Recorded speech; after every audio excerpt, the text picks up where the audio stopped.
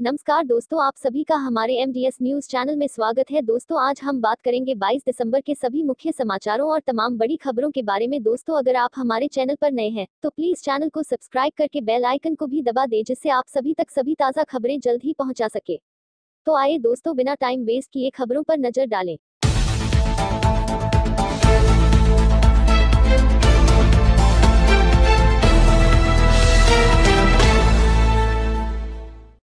चलिए बढ़ते हैं आज के पहले व बहुत महत्वपूर्ण खबर की ओर। YouTube ने 9 साल के बच्चे को दिया साल 2020 का सबसे अधिक पेमेंट, जाने कितनी हुई कमाई। YouTube ने रेयान काजी नाम के एक 9 साल के बच्चे को साल 2020 का सबसे ज्यादा भुगतान किया है। यूएस के टेक्सास में रहने वाले एक युवक ने YouTube चैनल से $29.5 मिलियन की कमाई कर सबको हैरत में डाल दिया है। नई दिल्ली कोरोना वायरस के कारण जहां कई बड़ी इंडस्ट्री को नुकसान उठाना पड़ा है, वहीं कुछ ऐसे खास लोग हैं जिनके लिए साल 2020 बेहद खास रहा है। YouTube ने रेयान काजी नाम के एक 9 साल के बच्चे को साल 2020 का सबसे ज्यादा भुगतान किया है।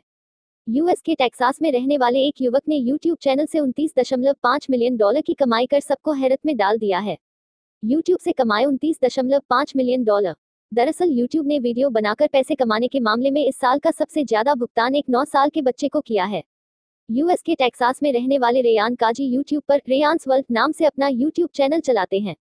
इसमें वह खिलौने के अनबॉक्सिंग वीडियो बनाकर अपने फॉलोअर्स को इसके बारे में बताते हैं।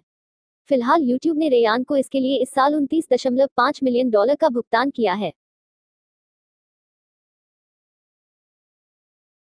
भारतीय अर्थव्यवस्था को बताया मजबूत। सऊदी अरब ने भारतीय अर्थव्यवस्था को बताया मजबूत, कहा निवेश की हमारी योजनाएं अपनी राह पर हैं। सऊदी अरब ने भारतीय अर्थव्यवस्था की ताकत पर भरोसा जताते हुए रविवार को कहा कि भारत में निवेश की उसकी योजनाएं अपनी राह पर बनी हुई हैं। दुनिया के सबसे बड़े खनिज तेल निर्यातक देश का यह भी कहना है कि भारतीय अर्थव्यवस्था में कोरोना वायरस संक्रमण के दुष्प्रभावों से निकलकर आगे बढ़ने की पूरी ताकत और क्षमता मौजूद है।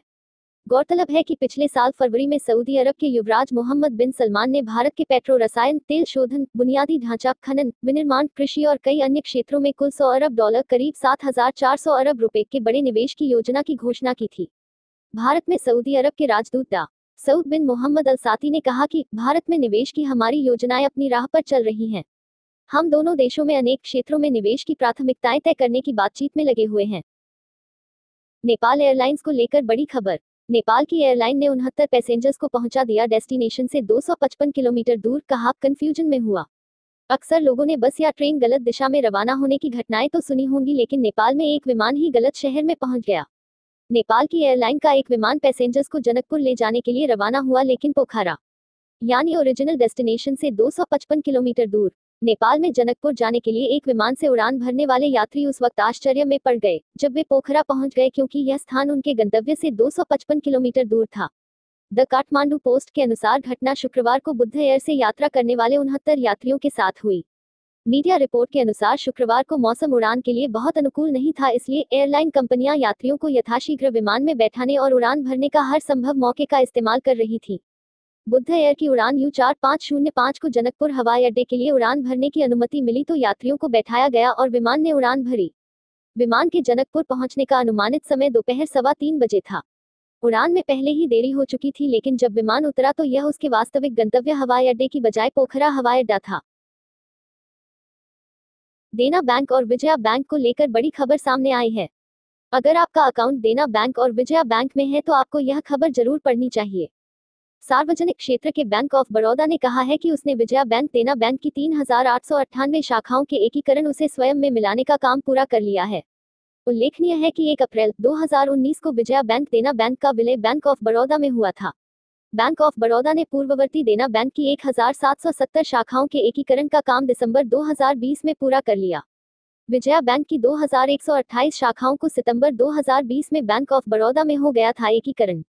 वहीं पूर्ववर्ती विजया बैंक की 2,128 शाखाओं को सितंबर 2020 में बैंक ऑफ बड़ौदा BOB में एकीकरण कर लिया गया था। बैंक के प्रबंध निदेशक CEO, मुख्य कार्यपालक अधिकारी संजीव चिड्ढा ने एक बयान में कहा कि हमने कोविड-19 चुनौतियों के बीच पूर्ववर्ती बैंकों के सफलतापूर्वक विलय का काम पूरा कर लिया है। हम एक बार फिर अपने सभी सम्मानित ग्राहकों का स्वागत करते हैं, उनसे बैंक ऑफ बड़ौदा के उत्पादों तथा डिजिटल समाधान का लाभ उठाने का आग्रह करते हैं। गूगल को लेकर बड़ी खबर सामने आई है। गूगल डूडल 800 साल बाद होने जा रही खगोलीय घटना, गुरु शनि मिलन पर बना गूगल डूडल, जाने क्या होगा इसका असर। गूगल का सर्च पेज अपने आप में खास है। गूगल किसी खास दिन या किसी खास शख्सियत पर अपना होम पेज बदलता है, यानी कि बधाई देता है या श्रद्धांजलि देता है। गूगल ने अपना आज का डूडल नासा के साथ मिलकर एनिमेट डूडल तैयार किया है। आज यानी कि सोमवार को एक बड़ी खगोलीय घटना देखने को मिलने वाली है। आज दो बड़े ग्रह बृहस्पति और शनि एक दूसरे के बेहद नजदीक आएंगे। बता दें कि ये खगोलीय घटना 800 साल बाद होने जा रही है, जिस पर गूगल ने डूडल बनाया है। इस डूडल में शीतकालीन संक्रांति का जश्न मनाते हुए दिखाया गया है और सुझाव भी दिया गया है कि आप आज अपनी आंखें आसमान में शनि और बृहस्पति के वर्तमान महान संयोजन पर बनाए रखें। चलिए बढ़ते हैं अगले बड़े अपडेट की ओर। ईपीएफओ में नए अंशधारकों की शुद्ध वृद्धि अक्टूबर में 56% उछलकर 11.55 लाख रही। कर्मचारी भविष्य निधि संगठन ईपीएफओ की पीएफ योजना में अक्टूबर में शुद्ध रूप से 11.55 लाख नए लोग पंजीकृत हुए। यह पिछले वर्ष इसी माह की 7.39 लाख शुद्ध नई प्रविष्टियों से 56% अधिक है। ये आंकड़े निजी क्षेत्र में नौकरियों की स्थिति का संकेत देते हैं। श्रम मंत्रालय के बयान के मुताबिक अक्टूबर की शुद्ध नई प्रविष्टियां इस साल सितंबर के 14.9 लाख के आंकड़े से कम है। श्रम मंत्रालय के रविवार को जारी संशोधित आंकड़ों के अनुसार इस वर्ष अप्रैल में ईपीएफओ में पंजीकृत लोगों की संख्या शुद्ध रूप से 1,79,685 घटी थी। नवंबर में जारी आंकड़ों में अप्रैल की गिरावट 1,49,248 बताई गई थी। इन आंकड़ों के अनुसार वर्ष 2019-20 में ईपीएफओ के अंशधारकों की संख्या में शुद्ध रूप से 78.58 लाख की वृद्धि हुई थी। इसी तरह सितंबर 2017 अक्टूबर 2020 तक नए अंशधारकों की संख्या में शुद्ध रूप से 1.94 करोड़ की वृद्धि दिखी। इसी बीच एक बहुत बड़ी खबर सामने आई है। जापान ने बढ़ाया सैन्य बजट, चीन से मुकाबले के लिए फाइटर प्लेन बनाने की तैयारी। जापान के पूर्व प्रधानमंत्री शिंजो आबे की तरह वर्तमान प्रधानमंत्री योशिहिदे सुगा विवादास्पद तरीके से सैन्य विस्तार कर रहे हैं। जापान के रक्षा मंत्रालय डिफेंस मिनिस्टर ऑफ जापान ने सेना का बजट बढ़ाकर 51.7 बिलियन डॉलर 5.34 ट्रिलियन येन यानी 38 खरब 9 अरब 77 करोड़ 30 लाख रुपये कर दिया है। सुगा सरकार पड़ोसी शत्रु देश चीन की सेना के खिलाफ जापानी सेना के बेड़े में नए प्लेन, मिसाइल और एयरक्राफ्ट कैरियर्स शामिल कर रहा है। सुगा सरकार ने सोमवार को लगातार 9वीं बार सैन्य खर्चों में बढ़ोतरी को मंजूरी दी। चीन ने 30 साल में इस वर्ष सैन्य बजट में सबसे कम बढ़ोतरी की। योशिहिदे सरकार ने सेना के बजट में इसलिए बढ़ोतरी की है ताकि लंबी दूरी की मारक क्षमता वाले एंटीशिप मिसाइल से चीन की बढ़ती सैन्य ताकत का मुकाबला किया जा सके।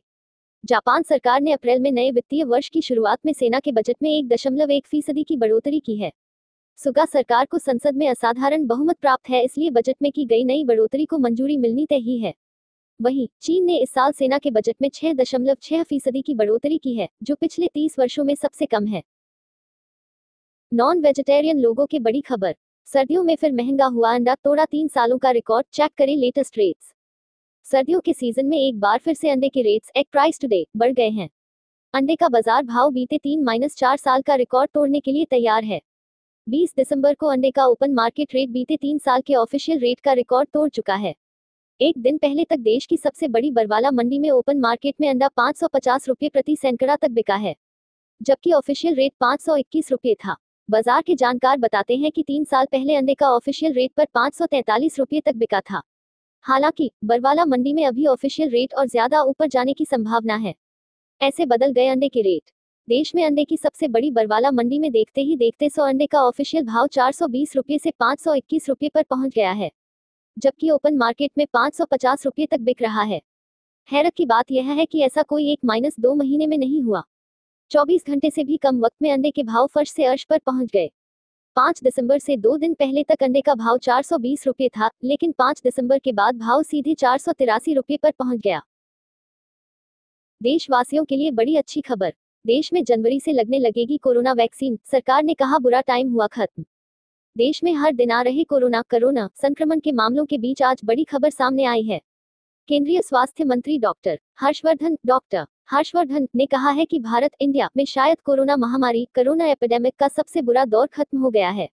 डॉक्टर हर्षवर्धन ने उम्मीद जताई है कि जनवरी के किसी भी हफ्ते में भारत अपने नागरिकों को कोरोना वैक्सीन देना शुरू कर देगा। केंद्रीय स्वास्थ्य मंत्री ने न्यूज एजेंसी से बातचीत में कहा, भारत में कोरोना वैक्सीन को लेकर तेजी से काम चल रहा है। भारत वैक्सीन तैयार करने और रिसर्च में हमेशा से आगे रहा है। वैक्सीन की सुरक्षा और असर को लेकर वैज्ञानिक कोई समझौता नहीं करना चाहते हैं। हमारे वैज्ञानिक कोरोना वैक्सीन को लेकर बहुत गहराई और गंभीरता से आंकड़ों का अध्ययन कर रहे हैं। चलिए दोस्तों, आज के लिए बस इतना ही। अब कल मिलेंगे देश भर की तमाम बड़ी व छोटी खबरों के साथ। दोस्तों, अगर आप हमारे चैनल पर नए हैं तो प्लीज चैनल को सब्सक्राइब करके बेल आइकन को भी दबा दें और रोजाना ऐसी वीडियोस को लाइक कर शेयर करना ना भूलें। धन्यवाद।